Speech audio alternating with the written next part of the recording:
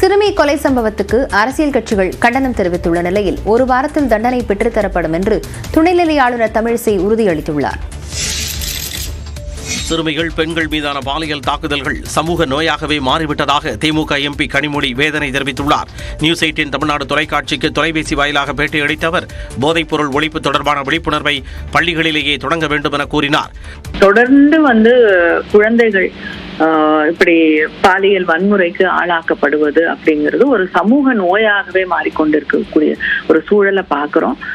சட்டங்கள் இருக்கு, ஆனா அதை நடைமுறைப்படுத்துறதுக்கும் பாதிக்கப்பட்டவர்களுக்கு நியாயம் கிடைக்கக்கூடிய விரைவிலே நியாயம் கிடைக்கக்கூடிய வகையில அந்த சட்டங்கள் செயல்பட வேண்டும். புதுச்சேரியில் கஞ்சா பயன்பாடு தலைவிரித்தாடுவதாக குற்றஞ்சாட்டியுள்ள பாமக தலைவர் அன்புமணி ராமதாஸ் சிறுமிக்கு இழைக்கப்பட்டிருக்கும் கொடுமையை நினைத்து பார்க்கவே முடியவில்லை என குறிப்பிட்டுள்ளார்.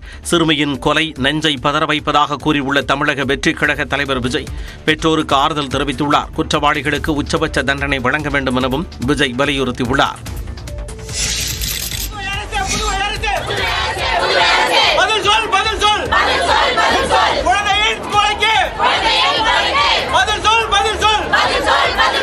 வன்கொடுமை செய்யப்பட்டு கொலை செய்யப்பட்ட சிறுமியின் உடலுக்கு அஞ்சலி செலுத்த துணைநிலை ஆளுநர் தமிழிசை சவுந்தரராஜன் சென்றபோது அவரை தடுத்து மக்கள் போராட்டத்தில் ஈடுபட்டனர்.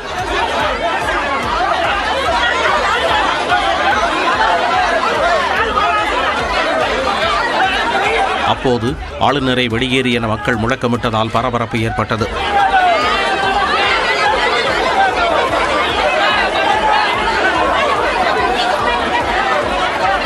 நீண்ட நேரத்திற்கு பிறகு சிறுமியின் உடலுக்கு அஞ்சலி செலுத்திய தமிழிசை அவரது தாயை அரவணைத்து ஆறுதல் கூறினார். பின்னர் செய்தியாளர்களிடம் பேசிய தமிழிசை ஒரு வாரத்தில் நீதி கிடைக்க நடவடிக்கை எடுக்கப்படும் என்றார்.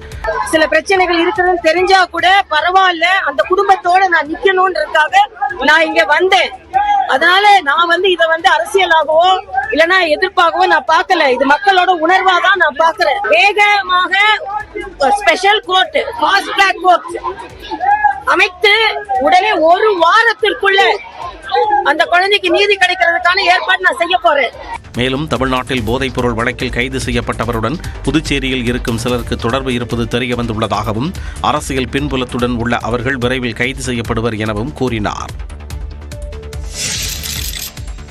புதுச்சேரியில் சிறுமி கொலை கண்டித்து வெள்ளிக்கிழமை இந்தியா கூட்டணி சார்பிலும் அதிமுக சார்பிலும் முழு அடைப்பு போராட்டம் அறிவிக்கப்பட்டுள்ளது.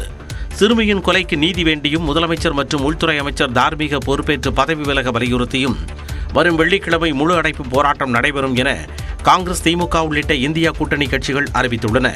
இதேபோல அதிமுக சார்பிலும் முழு அடைப்பு போராட்டம் நடைபெறும் என புதுச்சேரி மாநில செயலாளர் அன்பழகன் தெரிவித்துள்ளார். போதைப்பொருள் தங்கு தடையின்றி விற்பனை செய்யப்படுவதால் இளைஞர்கள் சீரழிந்து வருவதாக அவர் குற்றஞ்சாட்டினார்.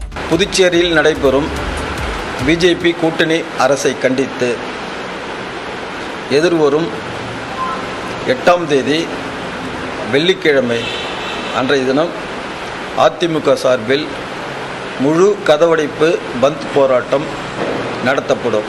இதனிடையே சிறுமி கொலை செய்யப்பட்ட சம்பவத்திற்கு அதிமுக பொதுச் செயலாளர் எடப்பாடி பழனிசாமி கடும் கண்டனம் தெரிவித்துள்ளார்.